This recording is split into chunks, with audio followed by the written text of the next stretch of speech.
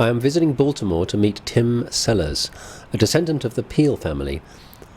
A second Peale Museum was founded here in early 19th century Baltimore. Today the building is derelict, and Tim is involved in the campaign to rescue it and reopen it as a functional local museum. Silhouette cutting was always a key attraction at the Peale Museum.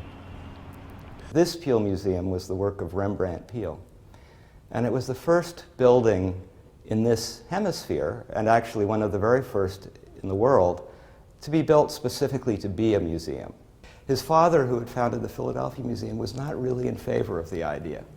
But Baltimore was a big and important city. The Peales had a long-standing connection with Maryland, and Rembrandt Peale wanted to strike out on his own. It's a very significant building in Baltimore because much of Baltimore was burned in the Great Fire about this time. So for Baltimore, this is an oldish building. It was built in 1814. It's a very important part of the history of the city of Baltimore. When the Peales stopped using this as a museum, it became the City Hall. After it stopped being the City Hall, it was a school for many years, and it was a school for African American children. So that also is interesting historically for our city, which is now one of the great African American majority cities on the East Coast of the United States. So we're hoping not only to save the building, which is an interesting building, but to supply perhaps to Baltimore some of the same inspiration with the events that happen here that Peale did when he founded it in 1814. The connection between the Peale family and Silhouettist began somewhat fortuitously. A friend of Peale's, a man named Hawkins, invented a machine that was very good at tracing and reducing someone's silhouette. And he brought it to the museum and told the Peales they could use it. Everyone loved it. And they loved it, I think, because these were sort of like snapshots. In that era, as in this era, you can have a big, fancy, expensive oil painting.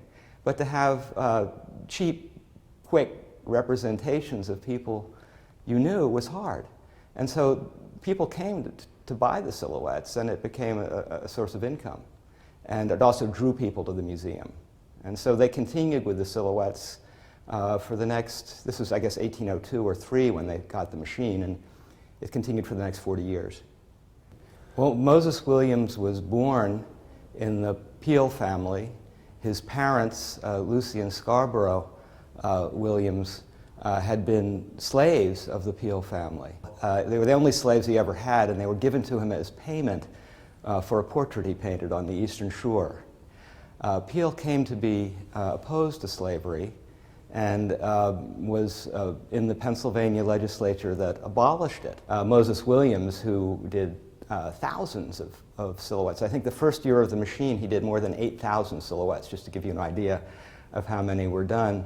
I think he was particularly skillful. So I think it would make a difference who was wielding the scissors. They speak of the old machines as if they were very, very accurate and worked very, very well. I have done silhouettes and taken silhouettes with modern physiognotrace replicas of these old machines, and they are not accurate at all, and you end up doing the silhouette essentially freehand anyway.